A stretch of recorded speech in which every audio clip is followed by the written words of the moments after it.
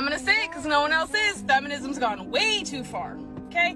Men can't even look in the same direction for too long at the gym because they're terrified someone's recording them and then blast them all over the internet later on. Can't ask for a phone number because he might also look like a creep.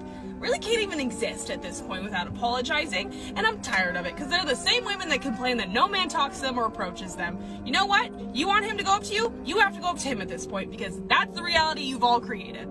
This is the first time I have to agree with a woman's opinion. Nah, seriously, let's give credit where credit is due. Plus, this woman's account has been banned too. Anyway, this is the reality of the dating scene and even relationships with women as a whole. Women complain that men don't approach them, but when a man does, well, he's suddenly a creep, a thirsty guy who only wants to get some quick action. Unless Chad comes through, these modern women don't accept any random dude out there. Men are deductive problem solvers, and the last thing you want is solving the unsolvable. I'm talking about modern women's whims and ever-changing opinions. They complain that no man approaches them, but then they reject the vast majority of men because, they say, these types of men are not enough. Modern women want NBA and NFL players type of men, and the rest are almost invisible. In fact, when they meet good men, they even cheat on them. Check this out.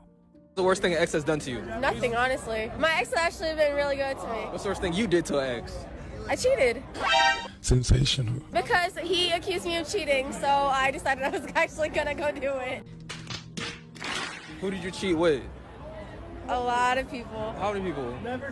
Maybe 4 or 5. Jesus Christ. He never found out. I was slick with it. I was slick. slick with it. Yeah, I got away with that shit. If Jesus can't save these, why are you trying?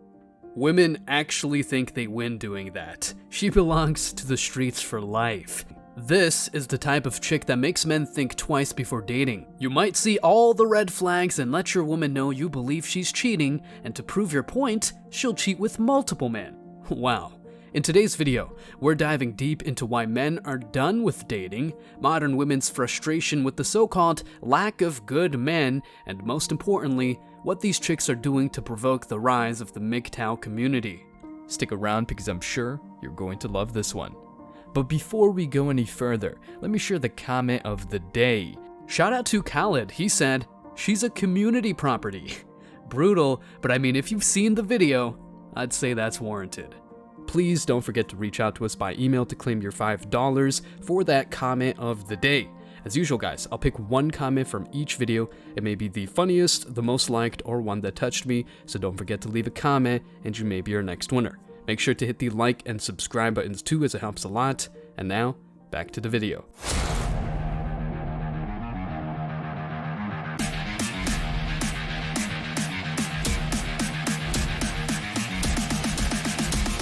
Embrace your masculinity.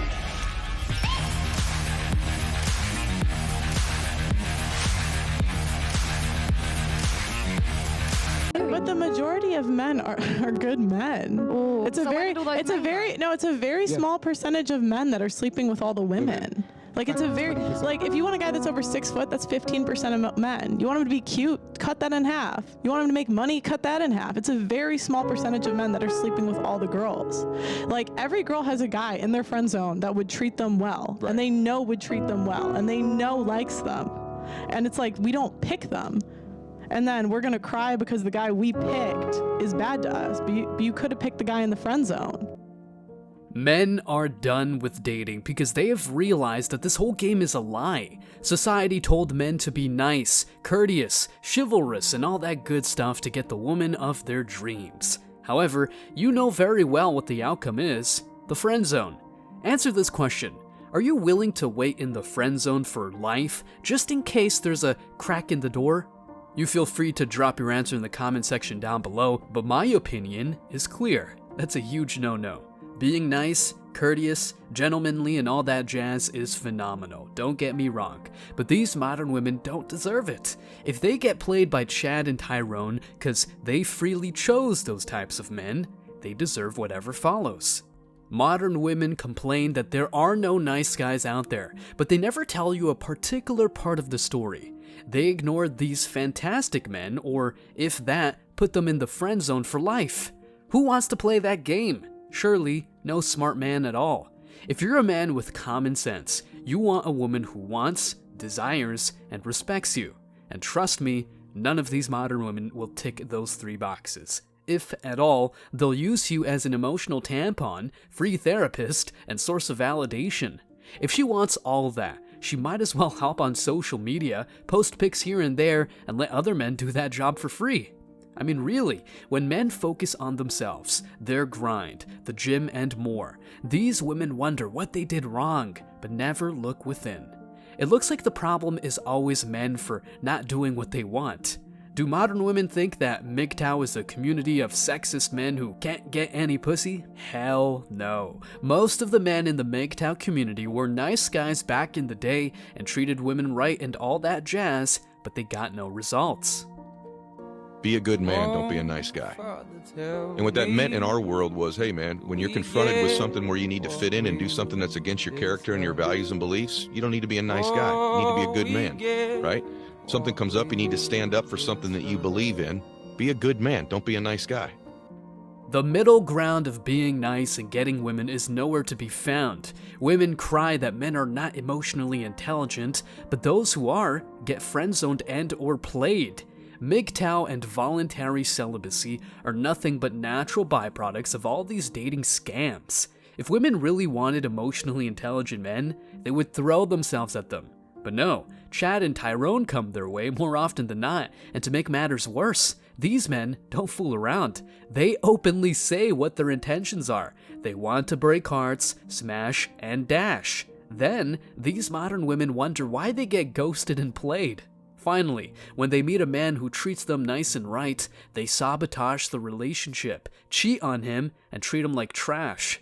Now, to expand on this topic, let's take a look at an article that explains why women go for bad boys, thus prolonging women's frustration with the so-called lack of good men. But before we do so, hit that like button and show us some love in the comments. The article's title is Why Women Find Bad Boys So Attractive, Even Though We Know They're Trouble. First things first, this proves the now common theme of it's wrong, but it feels right, that many songs promote these days. For real, if a man is troublesome, a cheater, and has other defects, why do these modern women pick him in the first place? Look, at least men have some sort of integrity and common sense. If a man sees one of his homeboys dating a hoe, he'll let him know instead of sugarcoating anything. Men are loyal to one another. On top of that, they have open communication. However, modern women live in fantasyland, believing that Chad, Tyrone, and every womanizer with vast rotations of chicks can become a husband. This is a lost cause, but ain't no way we can change these women.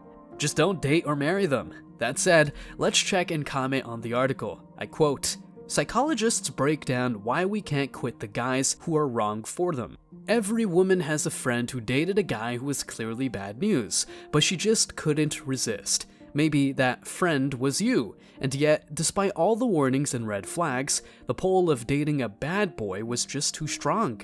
So, even with all the signs that heartbreak is on the horizon, why do we still find bad boys so appealing?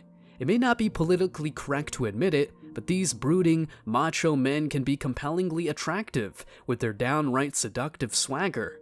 We reached out to experts to find out why this allure is capable of taking over our rational thoughts. First off, what is a bad boy anyway? Evolutionary biologists would call bad boys hypermasculine, explains Michael R. Cunningham, PhD, professor and psychologist at the University of Louisville.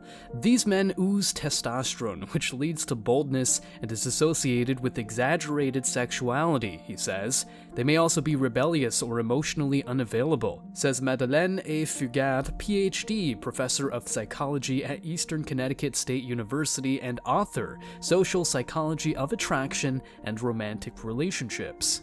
In the most extreme and negative interpretation, bad guys display qualities of the so-called psychological dark triad, according to relationship researcher and coach Marissa T. Cohen, PhD, CPLC. Basically, they might be narcissistic, with a sense of entitlement and a grandiose view of themselves, Machiavellian, callous and prone to exploiting others, and psychopathic, displaying antisocial and impulsive behavior, and yet, sometimes we just can't quit them. Well, what I really liked about Beauty and the Beast, and I do think that's the best Disney movie ever made, was that it's a real female hero myth. I mean, the woman, Beauty, is beautiful, so she's high up in the female dominance hierarchy, but she's witty and well-read and intelligent and adventurous and brave and courageous and truthful, all of that. And she doesn't fall for Gaston, the psychopathic persona. And young women are much more likely to fall for men like that, by the way, than women who are slightly more, what would you say? Mature. Wiser. So they'll fall for dark triad men, and that's partly how psychopathy propagates itself across the generations. Right? They can be enticed by psychopathic personas. But she prefers the Beast. It's like, well, the Beast is the adventure. It's like, well, is this terrible man, you know, like he's rough, he's unhued, but he's got potential, right? And that's what really attracts her. And she wants someone who can guard the walls and make a safe haven for the children, but who's generous enough who's productive enough to be useful and generous enough to share. Women often claim to seek emotionally intelligent guys, but somehow find themselves entangled with the classic bad boys. It's a head scratcher, no doubt. Picture this. A woman says, I want a guy who understands emotions, communicates effectively, and is emotionally available. Yet, more often than not, she ends up with a dude who's a walking billboard for the psychological dark triad, as Jordan Peterson points out. First off, I don't deny that everyone is entitled to their own preferences and attractions. If women want Chad to hit it for free, so be it.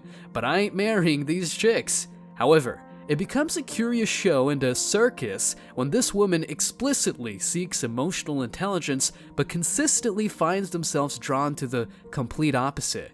It's like craving healthy meals and consistently choosing a greasy burger. The signs are there, the choices are made, and the results are, well, predictable. Huge facepalm, but it is what it is. Let's break it down. Women often proclaim a desire for emotionally intelligent men, those who can navigate the intricate landscape of feelings, express themselves articulately, and engage in healthy communication. Check this out. These traits are practically the antithesis of what the stereotypical bad boy embodies, and this is the kind of shit women love and get their private parts as wet as the ocean over. The bad boy archetype tends to be emotionally unavailable, rebellious, and, to put it bluntly, not exactly a poster child for open and effective communication. Now, here's where the facepalm intensifies.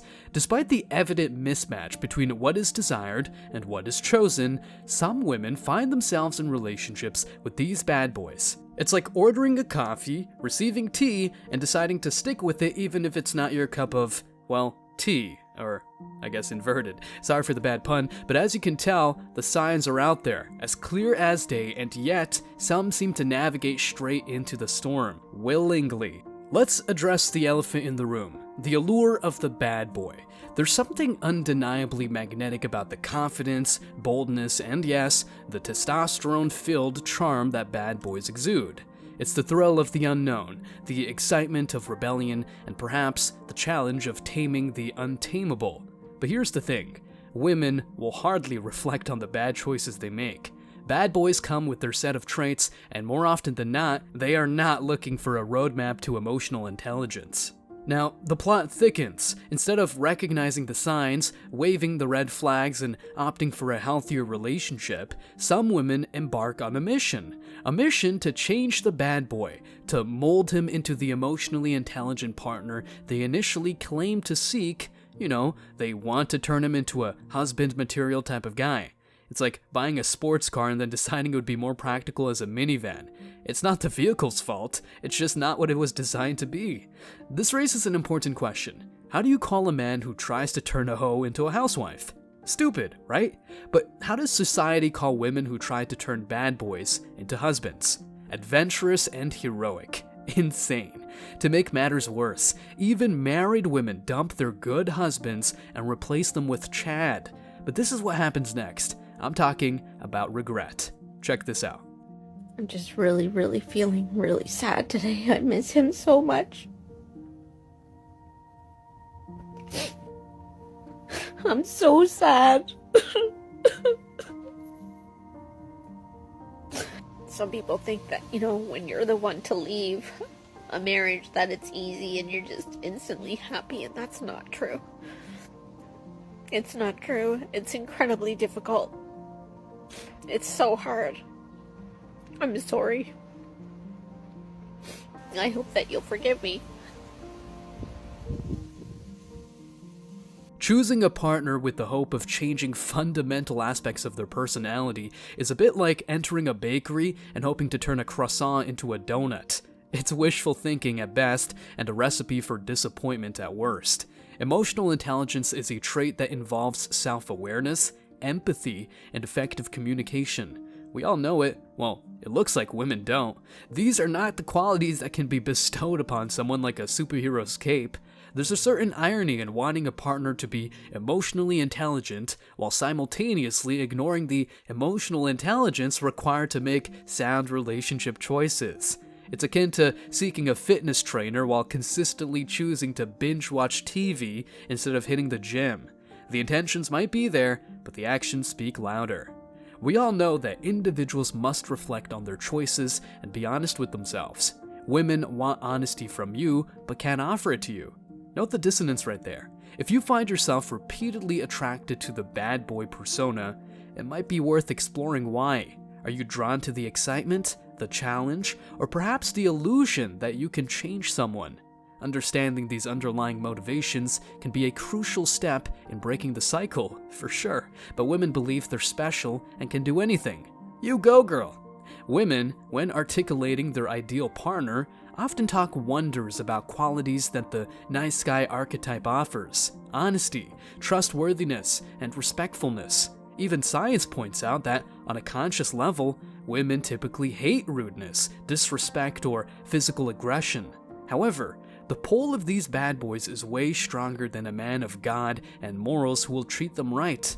All in all, the takeaway is simple. Men are tired of being nice because there's no real benefit to it.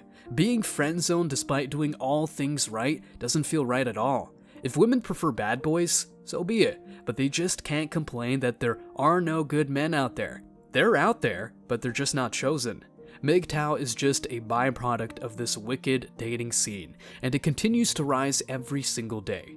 In the meantime, if women only want to do what's in their power to repel you, you enjoy your lifestyle as a bachelor. Trust me, these women will regret it when they're surrounded by cats and not a dutiful husband and beautiful kids. Stay strong, guys. As always, I wish you tremendous success.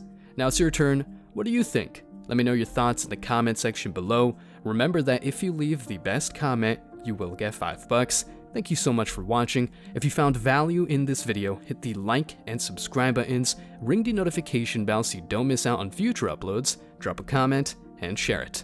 See you in the next video, guys. Till next time.